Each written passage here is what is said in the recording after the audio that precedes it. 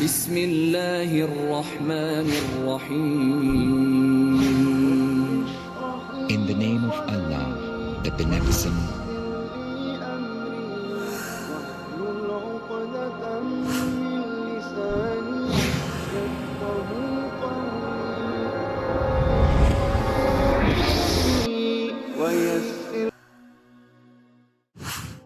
بسم الله الرحمن الرحيم. إن الحمد لله نحمده ونستعينه ونستغفره ونعوذ بالله من شرور أنفسنا ومن سيئات أعمالنا. من يهده الله فلا مضل له ومن يضلل فلا هادي له. وأشهد أن لا إله إلا الله وحده لا شريك له وأشهد أن محمدا عبده ورسوله. يا أيها الذين آمنوا اتقوا الله حق تقاته ولا تموتن إلا وأنتم مسلمون. يا أيها الناس اتقوا ربكم الذي خلقكم من نفس واحدة وخلق منها زوجها وبث منهما رجالا كثيرا ونساء واتقوا الله الذي تساءلون به والأرحام إن الله كان عليكم رقيبا.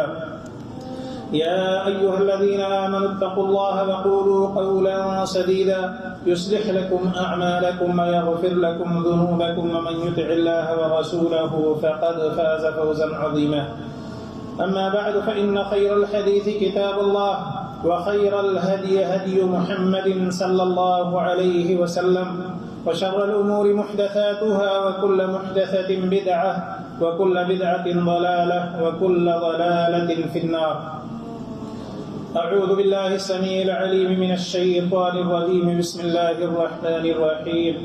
والسابقون الأولون من المهاجرين والأنصار والذين اتبعوهم بإحسان رضي الله عنهم ورضوا عنه وأعد لهم جنات تجري تحتها الأنهار خالدين فيها أبدا ذلك الفوز العظيم. رب اشرح لي صدري ويسر لي أمري واحلل عقدة من لساني يفقهوا قولي.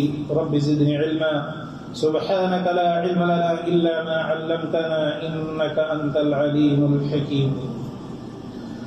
برادران گرامی، معزز خواتین، سیرت صحابہ کی آج یہ دوسری کڑی یا دوسرا پروگرام ہے جس میں میں آپ حضرات کے سامنے اپنے دوسرے خلیفہ حضرت عمر رضی اللہ تعالی عنہ کی مختصر سی سیرت آپ کے سامنے پیش کرنا چاہوں گا.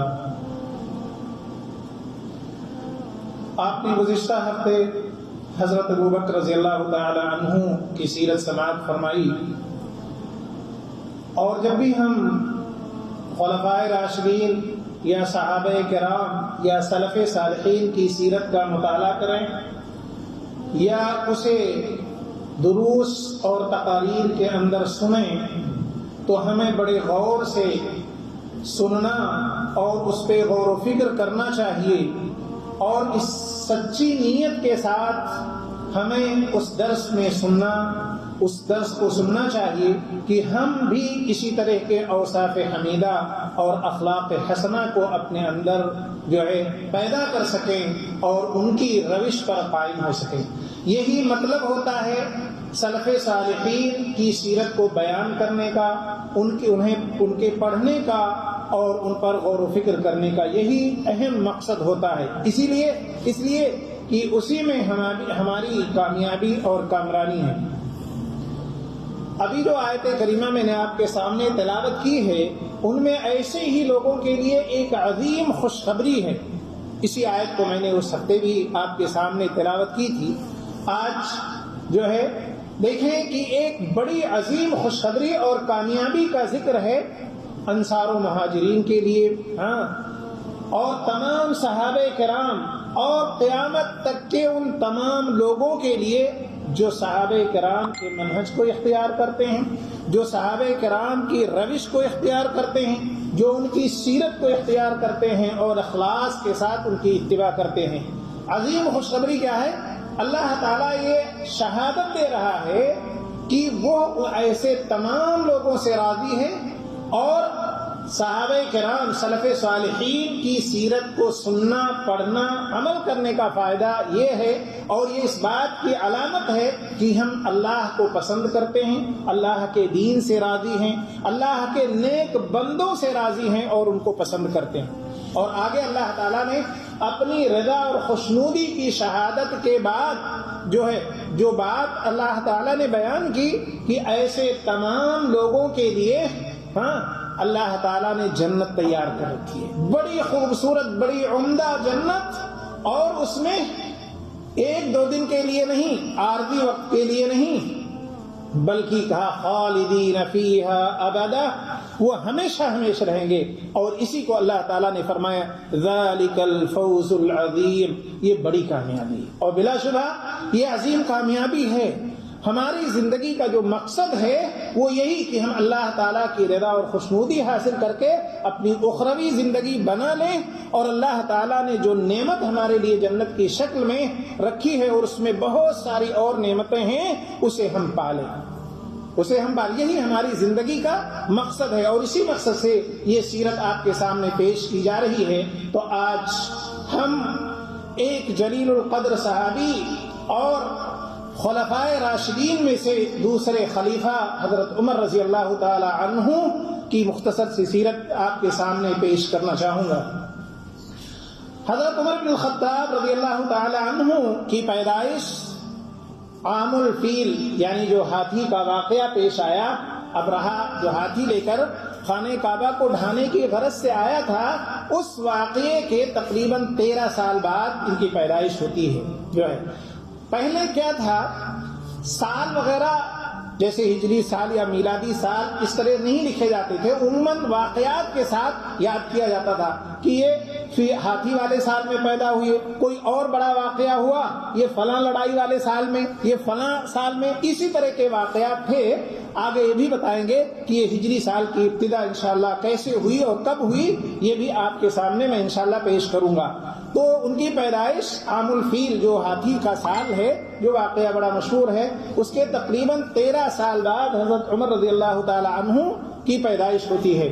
اور جب ہمارے نبی صلی اللہ علیہ وسلم کی بعثت ہوتی ہے، آپ جب نبی بنائے گئے، تو اس وقت حضرت عمر رضی اللہ تعالی عنہ کی عمر کتنی تھی؟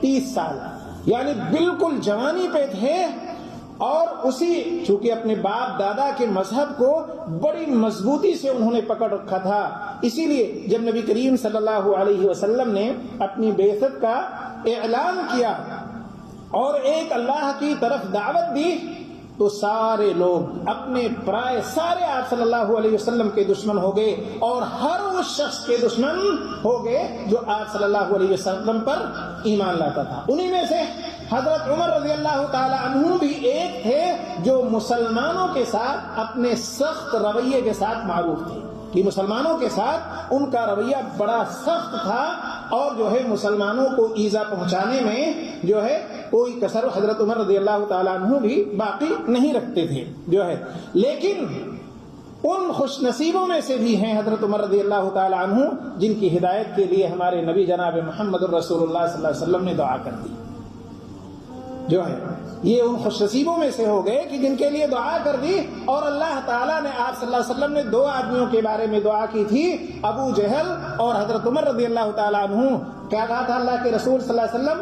اللہم اعز الاسلام باحب الرجلین الیک بعمر بن الخطاب او ابی جہل بن ہشام۔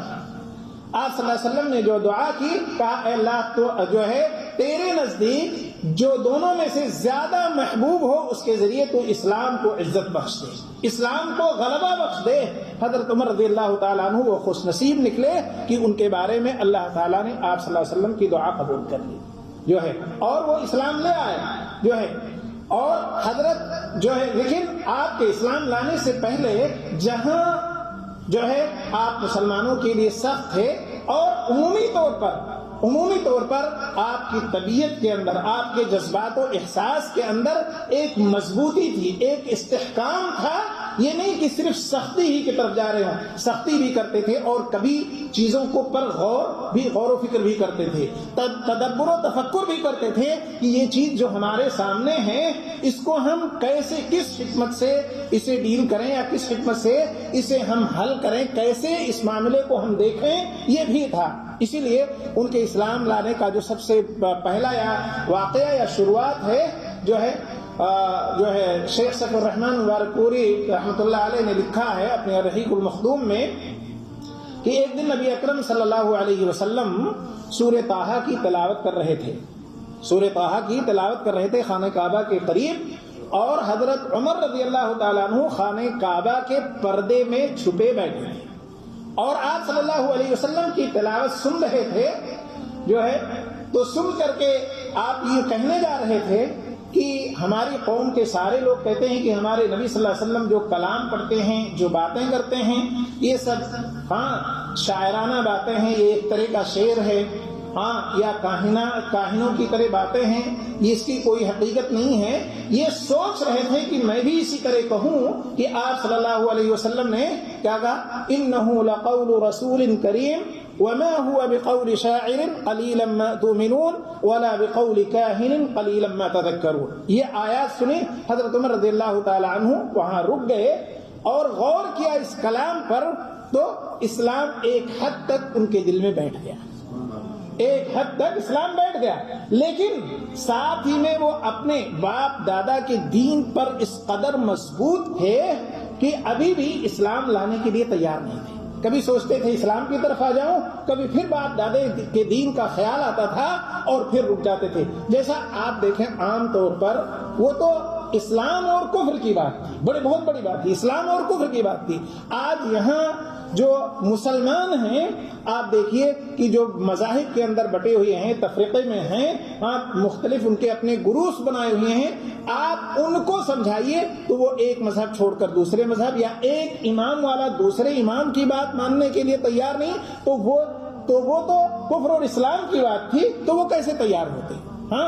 اور کافروں کا طریقہ آپ نے ان کا ایک جو ہے اٹل فیصلہ ہوتا تھا جسے قرآن کریم نے بیان کیا کہ انا وجدنا آباءنا علی امہ وَإِنَّا عَلَىٰ آثَارِهِمْ مُهْتَدُونَ وَإِنَّا عَلَىٰ آثَارِهِمْ مُقْتَدُونَ۔ اس طرح کے قرآن کی آیات ہیں کہ ہم اسی طریقے کو اپنائیں گے، تو کوئی جلدی چھوڑنا نہیں چاہتا ہے باپ دادا کا طریقہ۔ اسی طرح حضرت عمر رضی اللہ تعالی عنہ کی بھی بات ہے کہ وہ اسی پر جمے رہے کچھ دنوں تک، اس کے بعد میں جو ہے آپ نے پھر غور و فکر کیا اور اسی کشمکش میں کافی دن تک رہے، لیکن نبی کریم صلی اللہ علیہ وسلم سے فرط عداوت بھی بہت تھی۔ جب آپ باپ دادا کے طریقے کو اور اس کی مخالفت کو نبی صلی اللہ علیہ وسلم سے سنتے تھے تو آپ کا غیظ و غضب نبی کریم صلی اللہ علیہ وسلم کے خلاف بڑھ جاتا تھا۔ اسی غیظ و غضب اور اسی جو ہے سوچ و فکر میں ایک دن خود تلوار لے کر کے اور نبی کریم صلی اللہ علیہ وسلم کے کام تمام کرنے کے لیے، خاتمے کے لیے نکل پڑے،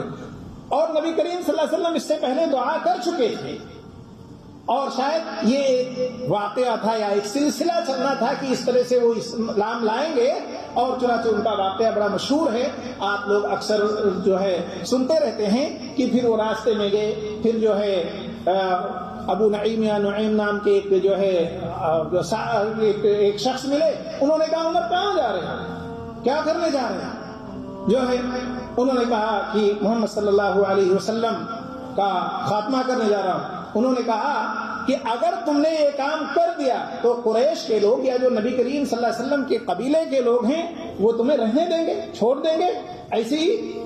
تو حضرت عمر نے کہا کہ لگتا ہے تو بھی بے دین ہو گیا، یعنی جو ان کی ان باتوں سے لگا کہ یہ بھی انہیں کہ اس لیے نبی صلی اللہ علیہ وسلم کی موافقت میں بات کر رہا ہے، بچانے کی بات کر رہا ہے۔ تو انہوں نے کہا اس سے بھی عجیب بات بتاتا ہوں، تمہارے بہن بہنوئی بھی اسلام لا چکے ہیں۔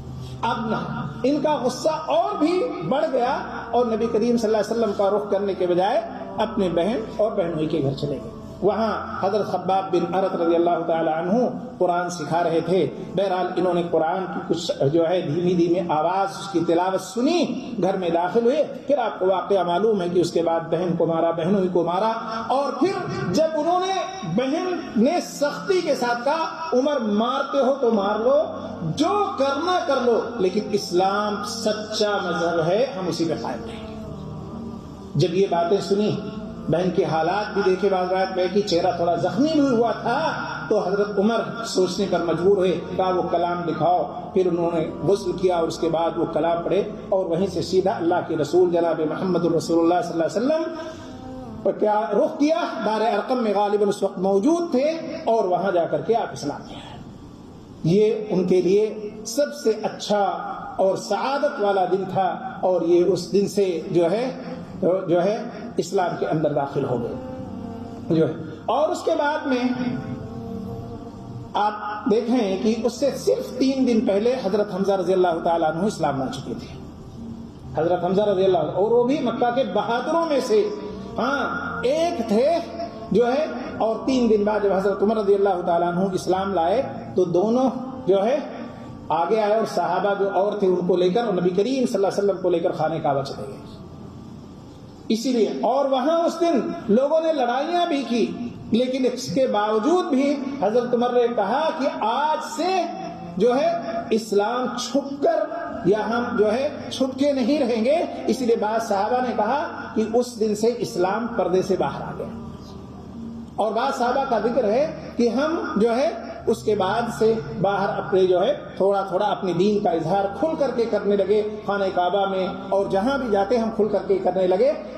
اسی دن سے حضرت عمر رضی اللہ تعالی عنہ کا نام ہمارے نبی جناب محمد الرسول اللہ صلی اللہ علیہ وسلم نے کیا رکھ دیا؟ الفاروق بھی رکھ دیا۔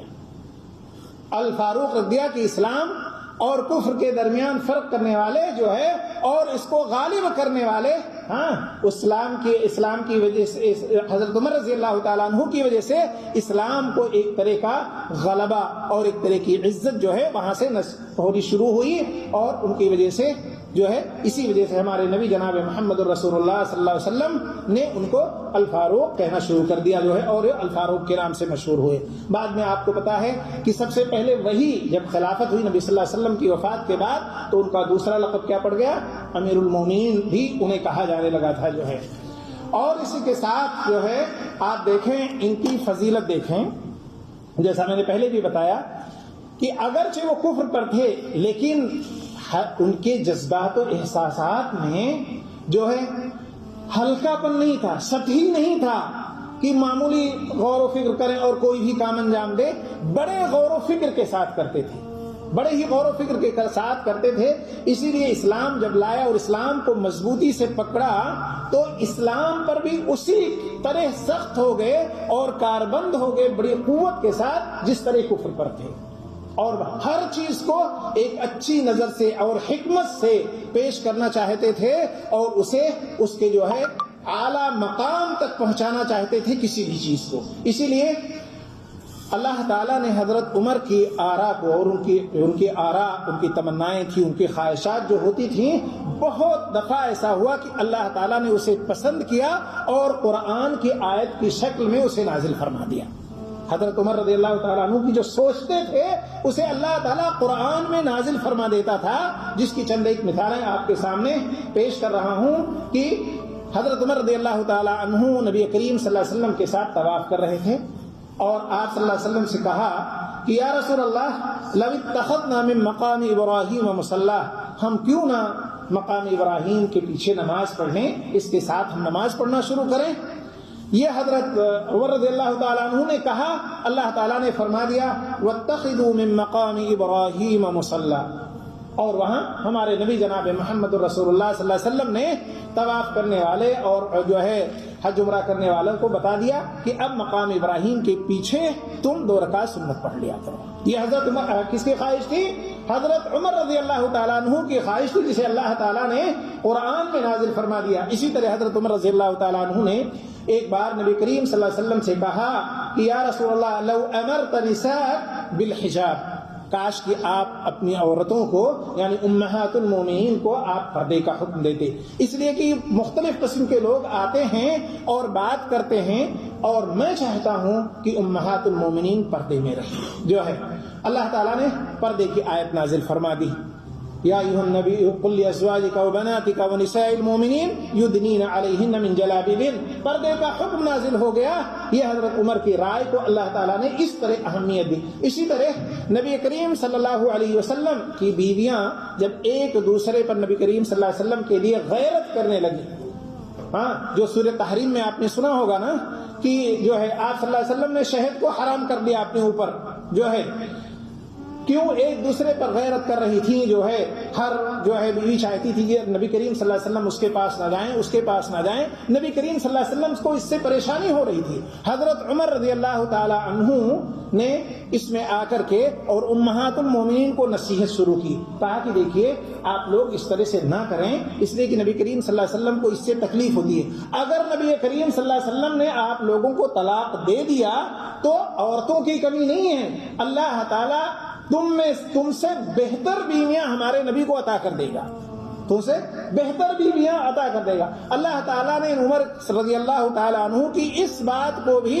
قرآن میں نازل کر دیا کہ عسى ربه ان طلقكن ان يبدله ازواجا خيرا منكن مسلمات مؤمنات قانتات تائبات عابدات سائحات. اس طرح کی پوری آیت ہے کہ اللہ تعالیٰ تم سے بہتر بیویاں عطا کر دے گا, جو ہے.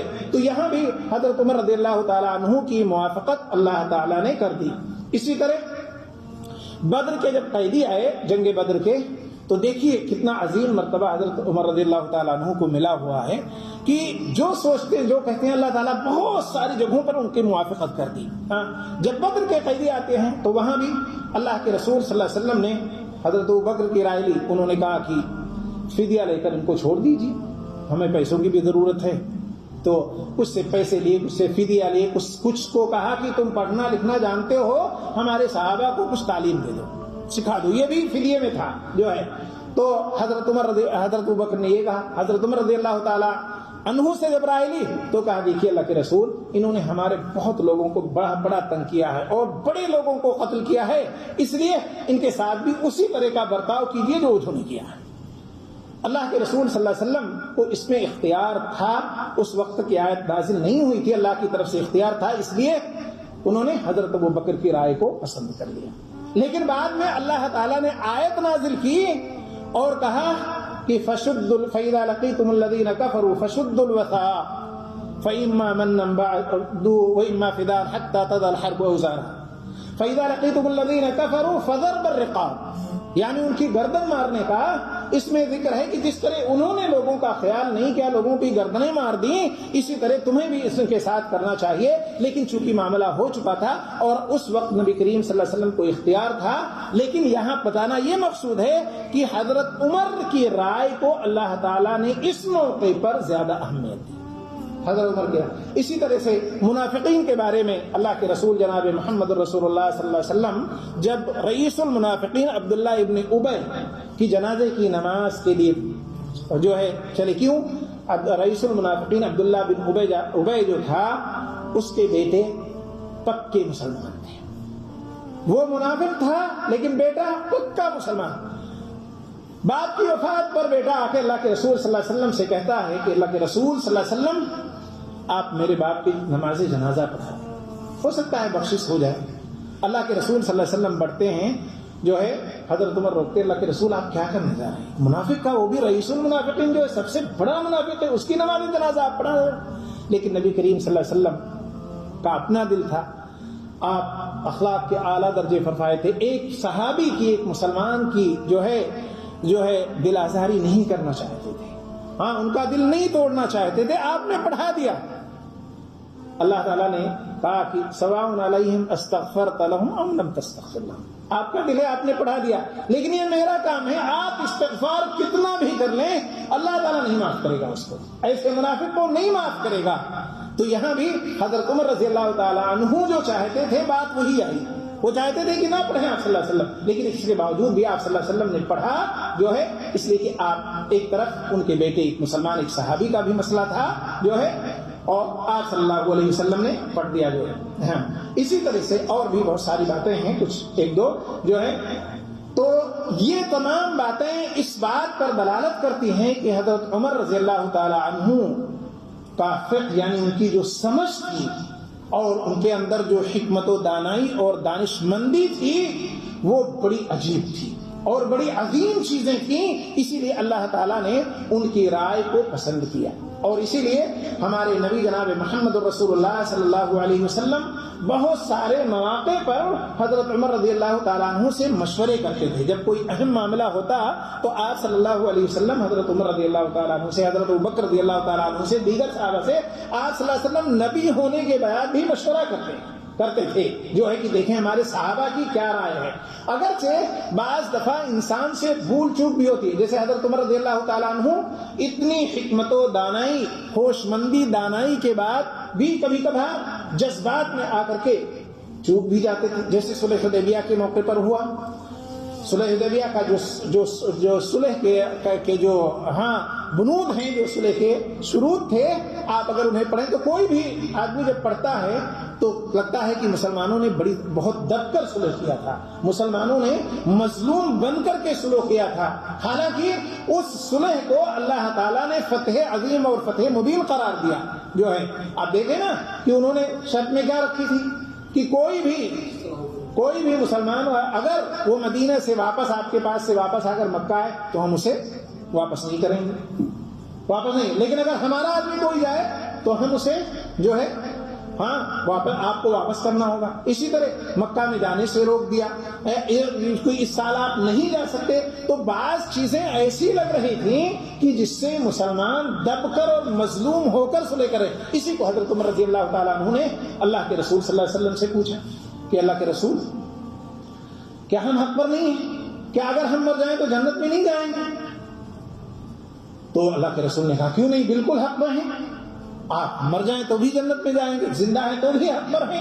جو ہے اس طرح کے سوال. اور جب اللہ کے رسول صلی اللہ علیہ وسلم سے پوچھے تو ابھی ان کو تسلی نہیں ہو رہی ہے جذبات میں کہ ہم کیوں دب کر صلح کریں. یہ حضرت ابوبکر رضی اللہ تعالیٰ عنہ سے پوچھتے ہیں. بعد میں جو ہے جب یہ آیت کریمہ نازل ہوئی، اللہ کے رسول صلی اللہ علیہ وسلم نے اسے فتح مبین قرار دیا، تو کہتے ہیں کہ میں پھر اپنے آپ کو ملامت کرنے لگا اور اس کے لیے بہت سارے نیک اعمال کیے کہ ہماری سوچ وہاں کیسے ہو گئی تھی. کہتے ہیں کہ میں نے بہت سارے نیک اعمال کیا تاکہ ہماری اس سوچ کا کفارہ ہو جائے جو میں نے اللہ کے رسول صلی اللہ علیہ وسلم سے بات کر دی. اور صحیح معنوں میں اب آپ اگر غور کریں تو وہ فتح مبین اسے قرار جو ہے آپ دے سکتے ہیں، اور اللہ نے دیا اسے. جو ہے کیوں؟ اس لیے کہ ابھی تک اس سے پہلے صلح حدیبیہ سے پہلے کفار مکہ مسلمانوں کو ایک فریق کے طور پر تسلیم نہیں کر رہے تھے، ان کا وجود ہی تسلیم نہیں کر رہے تھے. آج ان کو اپنے مد مقابل مان کر ان سے ایگریمنٹ کر رہے ہیں، ان سے صلح کے شروط لکھ رہے ہیں، اور اس کے بعد کریں جو آپ کے ساتھ دوستی کرنا چاہے، آپ کے ساتھ ملنا چاہے، وہ قبیلہ آپ سے مل جائے، جو ہم سے ملنا چاہے وہ ہم سے مل جائے. اور یہ بھی کہا کہ اگلے سال آپ یہاں داخل ہو سکتے ہیں، آ کر کے جو ہے یہ آپ عمرہ کر سکتے ہیں اگلے سال آ کر کے. اس طرح سے مسلمانوں کا جو وجود ہی تسلیم نہیں تھا اسے انہوں نے تسلیم کیا اور اپنے مد مقابل ان کو مان لیا. اور جو حضرت ابو جندل رضی اللہ تعالیٰ عنہ کی بات ہے کہ اسے واپس کر دیا گیا، دیکھیے اس میں بھی بڑی بھلائی اور خیر تھی. اب آپ غور کریں جس کے بارے میں اللہ کے حضرت عمر رضی اللہ تعالیٰ عنہ زیادہ جذبات میں آ گئے کہ جو بیڑیوں میں جو ہے حضرت ابو جندل رضی اللہ تعالیٰ عنہ آئے، ابھی صلح نامہ لکھا ہی جا رہا تھا جو ہے کہ تو اس نے جو ہے اس کی طرف سے کفار مکہ کی طرف سے جو سہیل نام کا آدمی تھا اس نے کہا واپس کیجیے اس کو. تو آپ دیکھیں کہ ان کی واپسی بھی ذرا اس سے لگ رہا تھا کہ ہم دب کر صلح کر رہے ہیں، مظلوم ہیں، لیکن ان کی واپسی بہت سارے کمزور مسلمانوں کے لیے جو مکہ میں تھے اور جو وہاں سے نکل کر آنا چاہتے ان کے لیے ان کی واپسی ایک رحمت ثابت ہو گئی. اس لیے کہ بعد میں وہ بھاگ کر آئے، اللہ کے رسول صلی اللہ علیہ وسلم نے پھر واپس کیا انہیں 2 آدمیوں کے ساتھ جو مکہ سے آئے، اور راستے میں ایک کا کام حضرت ابو جندل رضی اللہ تعالیٰ عنہ تمام کیا، دوسرا بھاگ گیا، اور وہیں انہوں نے اپنا ایک پڑاؤ ڈالا، اور اس کے بعد جو بھی مکہ سے بھاگ کر آتا ان کے جو ہے ساتھ شامل ہو جاتا. اور مکہ کے لوگوں کو اتنا تنگ کیا کہ مکہ کے لوگوں نے خود کہا کہ اللہ کے رسول صلی اللہ علیہ وسلم آپ ان کو بلا لیجیے.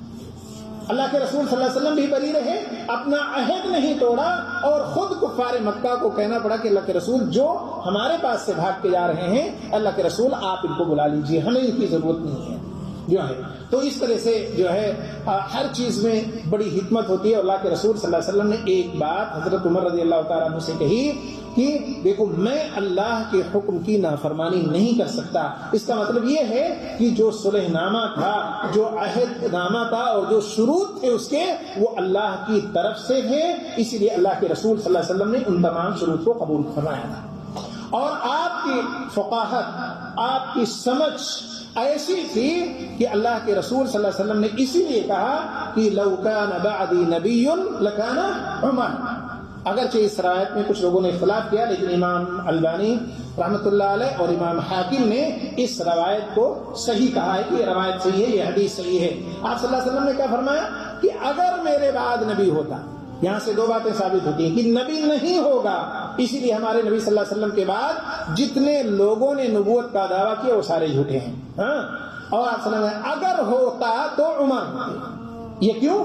آپ کی فقاہت, آپ کی سمجھداری, آپ کی رائے میں جو استحکام تھا, آپ کی رائے میں جو مضبوطی تھی اور آپ کے اندر جو سنجیدگی تھی, متانت تھی, اس کو دیکھ کر اللہ کے رسول صلی اللہ علیہ وسلم نے یہ بات کی. اور اسی طرح اللہ کے جو ہے حضرت عمر رضی اللہ تعالیٰ عنہ کی فقاہت اور آپ کا جو ہے تدبر و تفکر, آپ کی سنجیدگی, اس کی علامت یہ بھی ہے کہ حضرت عمر رضی اللہ تعالیٰ عنہ وہ پہلے شخص ہیں جنہوں نے حضرت ابوبکر رضی اللہ تعالیٰ عنہ کو قرآن جمع کرنے کے لیے کہا اور اس طرف اشارہ کیا تھا. اور حضرت عمر رضی اللہ تعالیٰ عنہ وہ پہلے شخص ہیں جنہوں نے ہجری تاریخ کی ایجاد کی. ہجری تاریخ بھی انہی کی ایجاد کردہ ہے. واقعہ یہ ہوتا, حضرت ابو موسیٰ اشعری رضی اللہ تعالیٰ عنہ نے کچھ خطوط لکھے جس میں مہینہ تو لکھا تھا لیکن سال نہیں. تو حضرت عمر رضی اللہ تعالیٰ عنہ نے دیکھا کہ یہ آگے پیچھے پتہ نہیں چل رہا ہے, تو اس پہ غور کیا اور کہا ہمیں ایک تاریخ مرتب کرنی چاہیے کہ جس سے ہمیں ہر چیز کے آگے یا پیچھے ہونے کا پتہ چل سکے, کون واقعہ کب ہوا, کون لیٹر جو ہے یا کوئی رسالہ کب آیا, کوئی واقعہ کب پیش آیا, اسے ہم سن کے حساب سے جان سکیں, اسے ہم سال کے حساب سے جان سکے. ورنہ جیسے میں نے پہلے ذکر کیا, پہلے بڑے بڑے واقعات کے ساتھ کسی واقعے کو جوڑ کر دیکھا جاتا تھا. جیسے حضرت عمر رضی اللہ تعالیٰ عنہ کے بارے میں کیا بتایا میں نے کہ ان کی پیدائش عام الفیل یعنی جو ہاتھی والا سال, ابرہہ والا سال تھا, اس کے 13 سال بعد جو ہے. تو اس طرح سے واقعہ دیکھا جاتا تھا. آپ صلی اللہ علیہ وسلم ان کے اسلام لانے کا 6 نبی میں یعنی نبی صلی اللہ علیہ وسلم کی بعثت کے 6 سال آپ اسلام لائے, کوئی تاریخ سن نہیں لکھا جاتا تھا. اس طرح کے واقعات. تو حضرت عمر رضی اللہ تعالیٰ عنہ نے صحابہ سے مشورہ کیا اور صحابہ نے مختلف اپنی آرائیں پیش کی. کسی نے کچھ کہا, کسی نے کہا کہ نبی صلی اللہ علیہ وسلم کی بعثت سے, کسی نے اور واقعات سب پیش کیے. لیکن حضرت عمر رضی اللہ تعالیٰ عنہ نے جو ہے ہجرت کے واقعے کو, جو ایک اہم واقعہ ہے اور جس سے اسلام کی نشر و اشاعت میں جو ہے بڑی عظمت آ گئی اور اسلام کی نشر و اشاعت ایک طرح سے ایک اچھی راہ لے لی, اسے پسند کیا اور وہیں سے جو ہے ہجری کی تاریخ کی ابتدا ہو گئی. تو یہ حضرت عمر رضی اللہ تعالیٰ عنہ پہلے شخص ہیں جنہوں نے ہجری تاریخ کی ابتدا کی. اور آپ صلی اللہ علیہ وسلم نے حضرت عمر رضی اللہ تعالیٰ عنہ کو مختلف مقامات پر جنت کی بشارت بھی دی. آپ کو جنت کی بشارت, جیسا کہ ایک حدیث میں نے گزشتہ ہفتے بھی پیش کی تھی جس میں حضرت ابوبکر رضی اللہ تعالیٰ عنہ کو بشارت دی. اسی روایت میں حضرت عمر رضی اللہ تعالیٰ عنہ کی جنت کی بشارت بھی موجود ہے, جو بخاری کی روایت ہے اسی میں موجود ہے. اور دوسری چیز جو حضرت جو ہے عمر رضی اللہ تعالیٰ عنہ کی فضیلت میں یہ ہے, وہ یہ کہ نبی صلی اللہ علیہ وسلم کا ایک خواب ہے. آپ صلی اللہ علیہ وسلم کہتے ہیں نبی کا خواب سچا ہوتا ہے. آپ حضرت عمر آپ صلی اللہ علیہ وسلم کہتے ہیں کہ میں سو رہا تھا اور میں نے دیکھا کہ میں جنت میں. آپ صلی اللہ علیہ وسلم نے دیکھا کہ میں جنت میں ہوں اور دیکھ رہا ہوں کہ ایک اچھا محل ہے, ایک خوبصورت ولا بنا ہوا ہے, محل ہے, اور وہاں ایک عورت وضو کر رہی ہے. تو میں نے اس سے پوچھا لمن ھذا القصر, یہ محل کس کے لیے ہے؟ تو بتایا گیا آپ صلی اللہ علیہ وسلم کو کہ یہ عمر کے لیے ہے. آپ صلی اللہ علیہ وسلم کہتے ہیں کہ میں نے دیکھا اور پھر وہاں سے میں حضرت عمر رضی اللہ تعالیٰ عنہ کی غیرت سوچ کر کے میں واپس آیا. حضرت ابوبکر رضی اللہ تعالیٰ عنہ نے جب یہ بات, حضرت ابو ہریرہ رضی اللہ تعالیٰ عنہ نے جب یہ بات حضرت عمر کو بتائی تو رو پڑے اور کہا اللہ کے رسول کیا آپ پر مجھے غیرت ہوگی؟ آپ میرے گھر جائیں گے تو مجھے حیرت ہوگی یا کچھ ہوگا، اور خوشی سے بھی رو پڑے کہ اس روایت کے اندر انہیں جنت میں ایک محل کی بشارت دے دی گئی. حضرت عمر رضی اللہ تعالیٰ عنہ کو ایک جنت میں ایک محل کی، ایک قصر کی بشارت دے دی گئی جو ہے. اسی طرح سے دوسری روایت یہ ہے کہ آپ صلی اللہ علیہ وسلم نے کہا کہ میں نے خواب میں دیکھا کہ مجھے دودھ کا ایک پیالہ دیا اور میں نے اس پیالے سے پیا اور خوب میں سیراب ہو گیا، یہاں تک کہ اب گنجائش رہی نہیں پینے کی، ایک دم سے میں سیراب ہو گیا. پھر بھی اس پیالے میں دودھ باقی رہا، تو بچا ہوا دودھ میں نے حضرت عمر رضی اللہ تعالیٰ عنہ کو دیا. اس کے بعد صحابہ نے کہا کہ جو ہے فما اولتہ یا رسول اللہ، اللہ کے رسول اس کا معنی کیا ہوا، آپ اس کی تعویل کیا کیا؟ تو علم سے تعویل کی گئی کہ حضرت عمر رضی اللہ تعالی عنہ کو جو یہ دیا گیا اس کا مفہوم یہ ہے کہ انہیں علم سے نواز دیا گیا. اور یہی وجہ ہے کہ آپ ان کی فقاہت، ان کی سمجھداری، ان کی حکمت، ان کی دانائی، آپ ان کی پوری سیرت کو پڑھیں گے تو اپنی خلافت میں کارہائے نمایاں انہوں نے انجام دیا ہے. یعنی ہر طرح کے انتظام انسرام اور ہر طرح کی تنظیم اور ہر طرح کا ادارہ انہوں نے بڑی تفصیل، ان کی تو ایک پوری کتاب ہو سکتی ہے جو ہے. آپ ان کی سیرت کو اگر تفصیل سے پڑھیں گے تو دیکھیں گے ہر طرح کا نظام انہوں نے قائم کر دیا، ہر طرح کا ایک ادارہ بنا دیا انہوں نے جو ہے اپنی خلافت میں، جو ہے کہ ہر طرح والیوں کے لیے جو حکام تھے، عمرہ تھے، ان کے لیے الگ ادارہ، غربا مساکین کے لیے ادارہ، تو جو ہے قراء اور جو ہے حافظین کے لیے ادارہ، یعنی جزیے کے لیے ادارہ، زکوٰۃ کے لیے، ہر چیز کے لیے آپ انہوں نے حضرت عمر رضی اللہ تعالیٰ عنہ نے بڑا انتظام انسلام کر دیا اور بڑا جو ہے ہر کام کو بڑا مرتب کر دیا تھا حضرت عمر رضی اللہ تعالیٰ عنہ نے جو ہے. اور حضرت عمر رضی اللہ تعالیٰ عنہ کی ایک فضیلت یہ ہے، کیا آپ صلی اللہ علیہ وسلم نے فرمایا کہ والذی نفسی بیدہ، اس ذات کی قسم جس کے قبضے قدرت میں میری جان ہے، ما لقيك الشيطان سالكا فجا قط الا سلك فجا غير فجك. کاش شیطان جب آپ کو کسی راستے جاتا دیکھتا ہے تو اس کی مجال نہیں ہوتی کہ اس راستے چلا جائے. یہ کیوں؟ یہ ایمان کی قوت تھی، ان کی ایمان پہ ثابت قدمی تھی اور ایمان کو اس قدر مضبوطی سے پکڑا ہوا تھا اور اتنا ان کے اندر استحکام تھا جو ہے اور ثابت قدمی تھی کہ شیطان بھی ڈرتا تھا اور وہ راستہ بدل لیتا تھا. کہا جب بھی شیطان آپ کو کسی راستے پہ دیکھتا ہے تو وہ بدل لیتا ہے، اپنا راستہ دوسرا کر لیتا ہے. اور ہمارا معاملہ کیا ہے؟ شیطان ہمارے گھر گھر میں پہنچا ہوا رہتا ہے، ہمارے دلوں میں گھسا رہتا ہے. ہمارا ایمان ایسا ہے، حضرت عمر رضی اللہ تعالیٰ ایمان ویسا تھا جو ہے. تو اس طرح سے ہم ان کی سیرت کیوں سن رہے ہیں؟ اسی لیے تاکہ ہم بھی اپنے ایمان میں مضبوطی لائیں، اپنے ایمان کو جو ہے ثابت قدم رکھیں اپنے آپ کو، اور ہم ہمارے ایسے اعمال کریں کہ ہمارے ایمان میں زیادتی ہوتی چلی جائے جو ہے. اور یہ تمام باتیں اس لیے بھی تھی کہ وہ حد درجہ اللہ سے محبت کرتے تھے، دین سے محبت کرتے تھے، اللہ کے رسول جناب محمد رسول اللہ صلی اللہ علیہ وسلم سے محبت کرتے تھے. ایک بار اللہ کے رسول صلی اللہ علیہ وسلم کے ساتھ ہی تھے اور حضرت عمر رضی اللہ تعالیٰ عنہ کہتے ہیں کہ اللہ کے رسول انت احب الی من کل شیء الا نفسی، اللہ کے رسول آپ دنیا کی ساری چیزوں سے میرے نزدیک محبوب ہیں سوائے میری جان. دنیا کی ساری چیزوں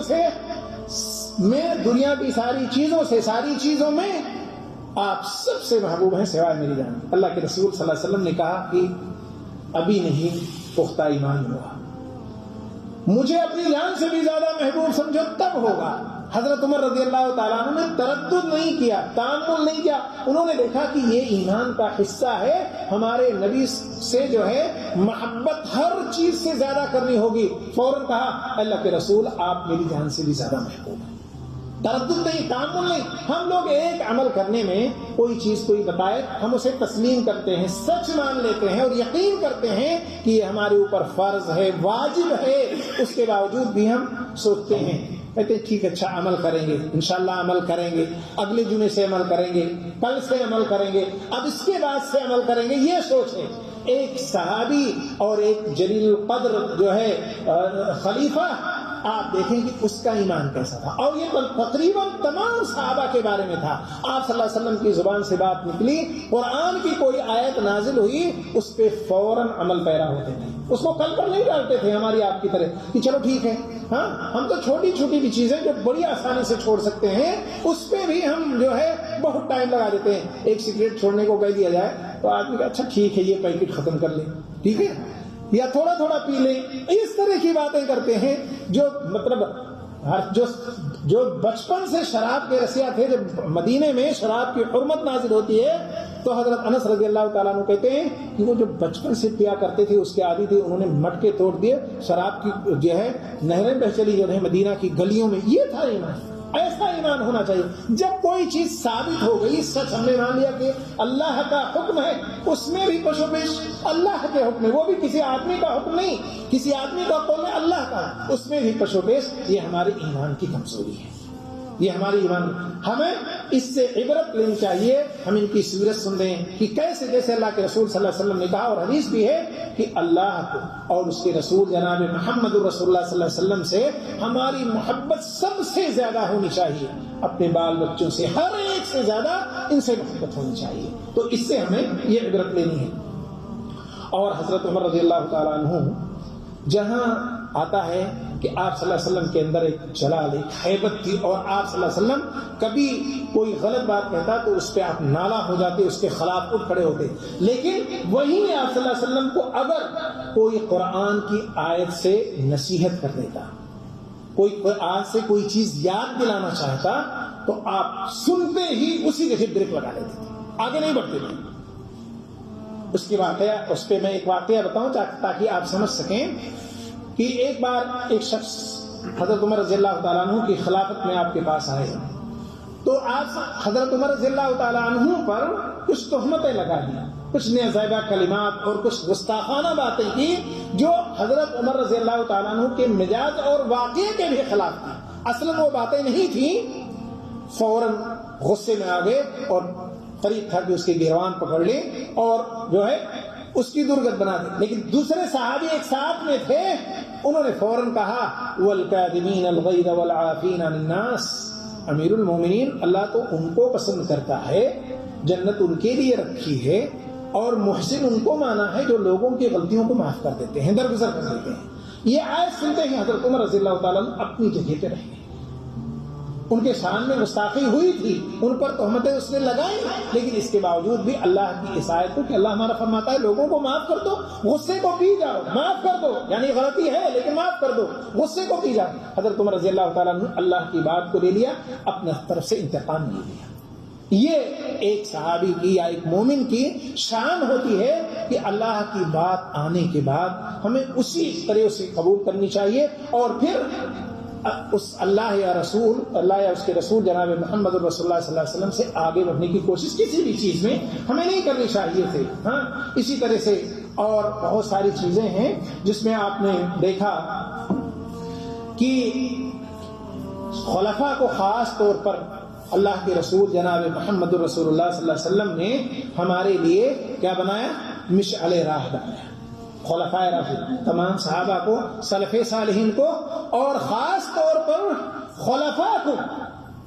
آپ صلی اللہ علیہ وسلم نے حضرت عباد ابن ساریہ کی جو روایت ہے, ایک لمبی روایت ہے, میں پوری روایت آپ کے سامنے پیش نہیں کروں گا, لیکن اس میں اس روایت کی خصوصیت یہ ہے کہ صحابہ نے جب آپ صلی اللہ علیہ وسلم نے جو ہے وہ روایت بیان کی تو صحابہ کہتے ہیں کہ ذرفت منہ العیون ووجلت منہ القلوب, یعنی آپ صلی اللہ علیہ وسلم کی وہ نصیحت اور وصیت ایسی تھی کہ آنکھوں سے آنسو جاری ہو گئے, دل دہل گئے ہمارے وہ سن کر. اس میں بہت ساری باتیں جو تھی, ان میں ایک بات یہ تھی کہ میرے بعد بہت سارے اختلافات ہوں گے, اختلافات, فتنے پیدا ہو جائیں گے, اختلافات ہوں گے.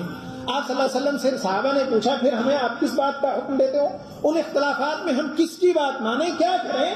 کہا علیکم بسنتی وسنت الخلفاء الراشدین المہدیین, میری سنت, میرے خلفاء کی سنت, ساتھ پر خلفاء راشدین کی سنت کو ہمارے لیے کیا بنایا, اسوا بنا دیا, نمونہ بنا دیا, اور انہیں ہمارے لیے مشعل راہ بنا دیا. ہمیں ادھر ادھر بھٹکنے کا حکم نہیں دیا کہ جب فتنے ہوں, اختلافات ہوں تو ادھر ادھر بھٹکو, بلکہ کہا کہ خلفاء. یہ فضیلت ہے خلفائے راشدین کے لیے, جو ہے ابو بکر, عمر, عثمان و علی رضی اللہ عنہ کے لیے یہ ایک فضیلت کی بات ہے. اور اسی طرح سے حضرت عمر رضی اللہ تعالیٰ عنہ اپنی خلافت کے بعد بے انتہا اپنے رعایا کا جو ہے خیال رکھتے تھے, بے انتہا خیال رکھتے تھے, ہر طرح سے ان کا خیال رکھتے تھے. اور ایک بہت بڑی بات حضرت عمر کی سیرت کا یہ ہے جسے ہم اور آپ سب اپنانے کی کوشش کریں. ہمارے نبی جناب محمد رسول اللہ صلی اللہ علیہ وسلم جب اس دین کو لے کر کے آئے, آپ مبعوث ہوئے, تو سب سے زیادہ آپ نے کس بات پر زور دی؟ تعلیم پر, قرآن کی تعلیم پر. قرآن کو سمجھا رہے تھے آپ, قرآن کو لوگوں کی دلوں میں بسا رہے تھے آپ, اور اسی لیے آپ چھپ چھپا کر دار ارقم میں قرآن سکھا رہے ہیں آپ. اسی طرح سے آپ دیکھیں جب آپ مدینے گئے تو مسجد نبوی میں, اور اسی طرح مدینے میں مسجد نبوی کے اہل صفہ کے لیے خاص مکان بنایا اور ایک جگہ بنا دی کہ جس میں وہ اکٹھا ہوتے تھے اور اللہ کے رسول صلی اللہ علیہ وسلم سے قرآن و حدیث کی تعلیم لیتے تھے. اسی طرح مدینے میں دارالقرہ بھی ایک تھا کہ جس میں لوگ پہنچتے تھے جو ہے. اور مکہ میں سب سے پہلے جنہوں نے قرآن کی تعلیم کی ابتدا کی اور لوگوں کو سکھانا شروع کیا نبی کریم صلی اللہ علیہ وسلم کے بعد, وہ کون تھے؟ حضرت عبداللہ بن مسعود رضی اللہ تعالیٰ عنہ تھے جو ہے. تو اس طرح سے تعلیم کا ہمارے نبی جناب محمد رسول اللہ صلی اللہ علیہ وسلم نے بہت اہتمام کیا. یہاں تک کہ ابھی میں نے تھوڑی دیر پہلے آپ کو بتایا کہ جب بدر کے جو قیدی تھے, بعض کو فدیے میں کیا کہا کہ آپ ہمارے صحابہ کو قرآن سکھا دیں. اس قدر تعلیم کا اہتمام تھا, اور اسی کو حضرت عمر رضی اللہ تعالیٰ عنہ نے جو ہے بڑے شد و مد کے ساتھ اس کو اپنایا اور تعلیم کا بڑا عمدہ انتظام کیا. بلکہ ایک بار اللہ جو ہے انہوں نے کہا کہ اللہم انی اشہدک علی امراء الانصار فانی بعثتهم یعلمون الناس دینہم وسنت نبیہم. اللہ تعالیٰ اس کو گواہ بنا رہے ہیں حضرت عمر رضی اللہ, اور کہہ رہے ہیں کہ اللہ, میں نے جو لوگوں کو حاکم بنایا ہے جو ہے بستیوں میں, شہروں میں, جو میں نے والی بنایا, حاکم بنایا ہے لوگوں, میں تجھے گواہ بنا کر کہہ رہا ہوں, میں نے بھیجا ہے کہ وہ اپنی ولایت کے ساتھ ساتھ لوگوں کو کیا کریں؟ قرآن کی تعلیم دیں, تیرے نبی کی سنت کو سکھائیں. یہ حضرت عمر رضی اللہ تعالیٰ عنہ کا مشن تھا, اور حضرت عمر رضی اللہ تعالیٰ عنہ اس قدر اہتمام کرتے تھے. چنانچہ ان کے خلافت میں عورتوں کے لیے, بچوں کے لیے, جوانوں کے لیے سارے انتظام کر دیے گئے. بلکہ چھوٹی چھوٹی مسجدیں تعمیر, جامع مسجد کے علاوہ جمعہ شہر کی یا گاؤں کی ایک ہی جگہ پر ہوتی تھی جو ہے جمعہ کی نماز, لیکن اس کے علاوہ چھوٹی چھوٹی مساجد تعمیر کہیں تاکہ لوگوں کو دین سکھانے, قرآن سکھانے کا, حدیث سکھانے کا جو ہے انتظام ہو سکے. اور مدینے میں تو قرآن کو سکھانے والے معلمین کو, حفاظ کو, قراء کا جو ہے اس زمانے میں مشاہرہ متعین کر دیا, جو ہے ان کی تنخواہ مرتب کر دی, اور بعض مورخین لکھا ہے کہ 15 درہم ان کو دینے لگے حضرت عمر رضی اللہ تعالیٰ عنہ. آج کیا حال ہے کہ لوگوں کے پاس ہم جاتے ہیں کہ سیکھ لو, لوگ سیکھنے کے لیے تیار ہیں, علماء آ رہے ہیں, قراء آ رہے ہیں, معلمین آ رہے ہیں, لیکن اس کے باوجود لوگ سیکھنے کے لیے تیار نہیں ہیں. یہ ہماری بدنصیبی ہے, یہ ہماری شقاوت کی علامت ہے کہ ہم نہیں سیکھ رہے ہیں, جبکہ یہی ہماری کامیابی اور کامرانی کی اصل چیز ہے کہ یہ دین, یہ قرآن, ہمارے نبی صلی اللہ علیہ وسلم کی سنت, ہماری کامیابی اسی میں ہے جس کو ہم نہیں سیکھ رہے ہیں. لاکھ فری میں بھی لوگ سیکھنے کے لیے تیار نہیں ہیں. یہ عجیب بات ہے, فری میں بھی لوگ سیکھنے کے لیے تیار نہیں ہیں. اور حضرت عمر رضی اللہ تعالی عنہ کی محبت قرآن سے اور دین سے اور اپنے نبی کی سنت سے, اس بات سے آپ اندازہ لگائیے حضرت عمر رضی اللہ تعالیٰ عنہ مسجد نبوی کے قریب نہیں رہتے تھے, اس سے کافی دور تھے.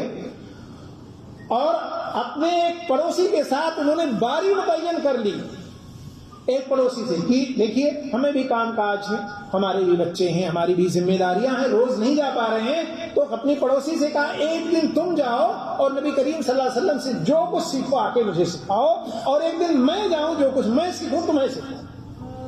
آج دیکھیے ہم سیکھ بھی لیتے ہیں تو ہم اپنے پڑوسی کو نہیں سکھا پا رہے ہیں، پڑوسی ہمیں نہیں سکھا رہا ہے۔ یہ دین سے اور تعلیم سے محبت دیکھے حضرت عمر رضی اللہ تعالیٰ عنہ کو۔ اس بات کو آپ نوٹ کریں میرے بھائیوں، اللہ ہم سب کو اس کی توفیق دے کہ ہم زیادہ سے زیادہ علم دین حاصل کریں اور اسے سیکھیں، عمل کریں اور دوسروں کو سکھائیں اور انہیں بھی عمل کروانے کی کوشش کی۔ اور اس بات سے بھی اندازہ لگتا تھا کہ اس وقت لوگ کس قدر دین کو سیکھ رہے تھے۔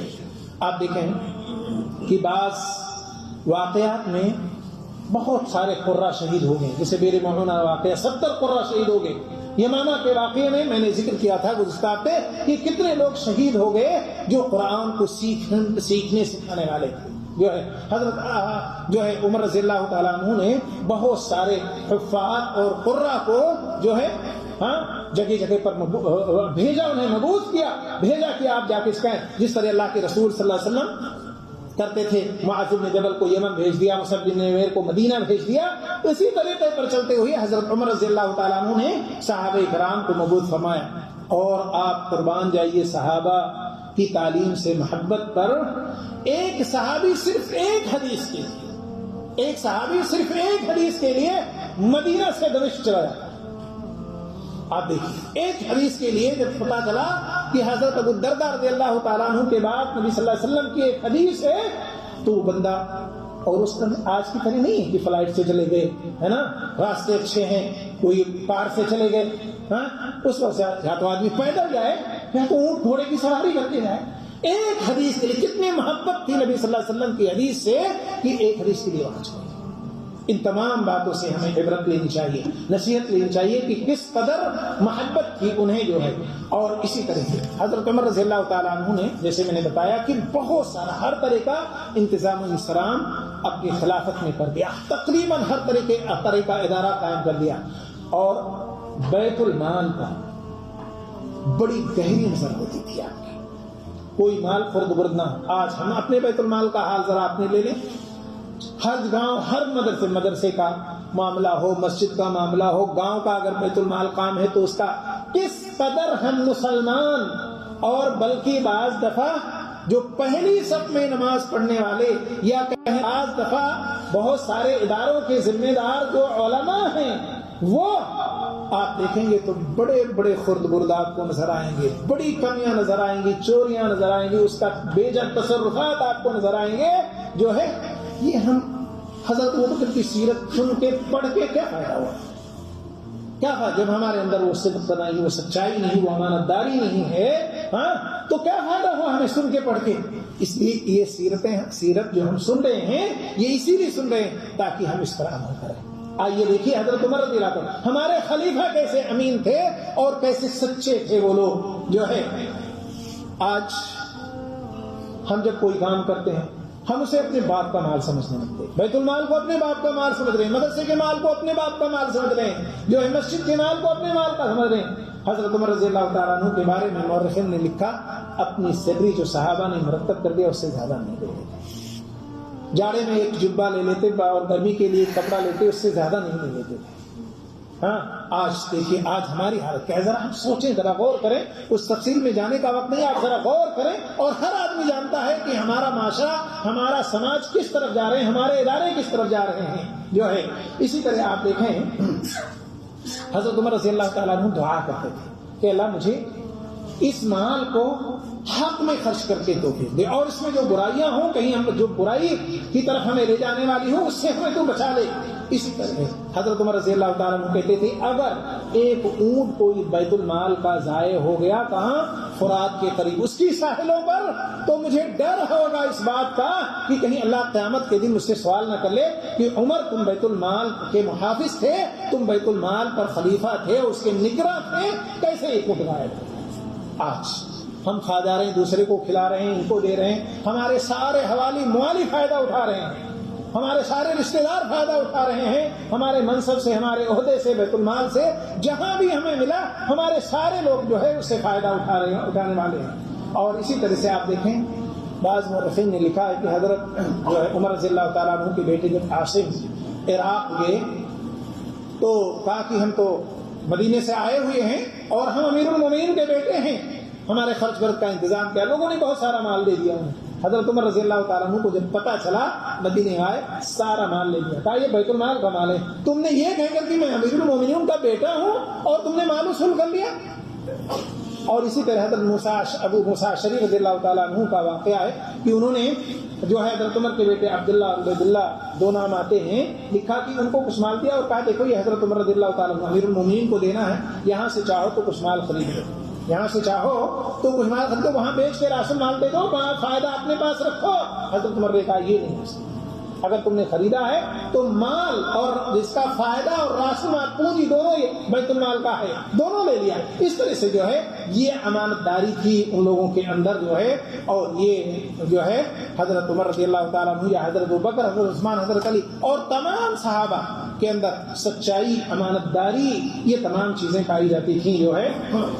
اور اب وقت شاید ختم ہو رہا ہے, اس لیے میں اپنی بات کو بھی ختم کر, باتیں اور بھی کچھ تھیں. بہرحال حضرت عمر رضی اللہ تعالیٰ عنہ کے بارے میں نے بتایا آپ کو کہ وہ کس طرح سے اپنی خلافت کو انہوں نے چلایا اور کس طرح دین سے قائم تھے. ان کی خاص خصوصیاتوں میں سے یہ تھا کہ وہ بڑے متقی پرہیزگار تھے, اللہ کا خوف ان کے دل میں تھا. یہ تمام باتیں ہم اپنے لیے پیدا کریں. ہاں, اسی طرح سے شجاعت اور بہادری جہاں پائی جاتی تھی وہیں ان کے اندر تواضع اور سنجیدگی تھی, متانت تھی. اور اسی طرح سے آپ لوگوں کے اندر عدل و انصاف اور مساوات قائم رکھنا چاہتے تھے. کوئی بھی معاملے کو بڑی حکمت اور دانش مندی سے اسے حل کرتے تھے, اور اصلاح اور تنظیم کی ایک اعلیٰ مثال تھے. لوگوں کے اندر اصلاحات کی اور تنظیم کی اعلیٰ مثال تھے. سچائی, امانت داری کوٹ کوٹ کر ان کے اندر بھری ہوئی تھی. بہرحال اللہ تعالیٰ سے ہم دعا کرتے ہیں کہ اللہ تعالیٰ ہمیں ان تمام سیرتوں کو, صحابہ کرام کی سیرتوں کو پڑھنے, سننے اور ان پر عمل کرنے کی توفیق عطا فرمائے, اور اسی طرح جس طرح وہ اوصاف حمیدہ اور اخلاق حسنہ سے متصف تھے اللہ تعالیٰ ہمیں بھی متصف فرمائے. اور کچھ باتیں اور ہیں, کبھی موقع ملا تو اور جو ہے بتائیں گے. اور حضرت عمر رضی اللہ تعالیٰ عنہ کی شہادت کے واقعہ بھی معلوم ہے آپ کو کہ فجر کی نماز امامت کراتے ہوئے آپ شہید ہوتے ہیں. ابو لؤلؤ المجوسی نے آپ کو شہید کر دیا. اللہ تعالیٰ سے دعا ہے کہ اللہ تعالیٰ ہمیں ان کی روش پر چلنے کی توفیق عطا فرمائے, اور ہمارے اور حضرت عمر اور تمام خلفاء صحابہ اور تمام سلف صالحین بلکہ تمام مومنین مسلمان مرد عورت سبھی کو اللہ تعالیٰ دنیا میں عزت, آخرت میں اعلیٰ مقام فرمائے, جنت الفردوس میں اعلیٰ سے اعلیٰ مقام عطا فرمائے. وآخر دعوانا الحمد للہ رب العالمین. سبحان ربک رب العزت عما یصفون وسلام علی المرسلین والحمد لله رب العالمين. رب اشرح لي صدري ويسر لي أمري واحلل عقدة من لساني يفقهوا قولي. رب اشرح لي صدري ويسر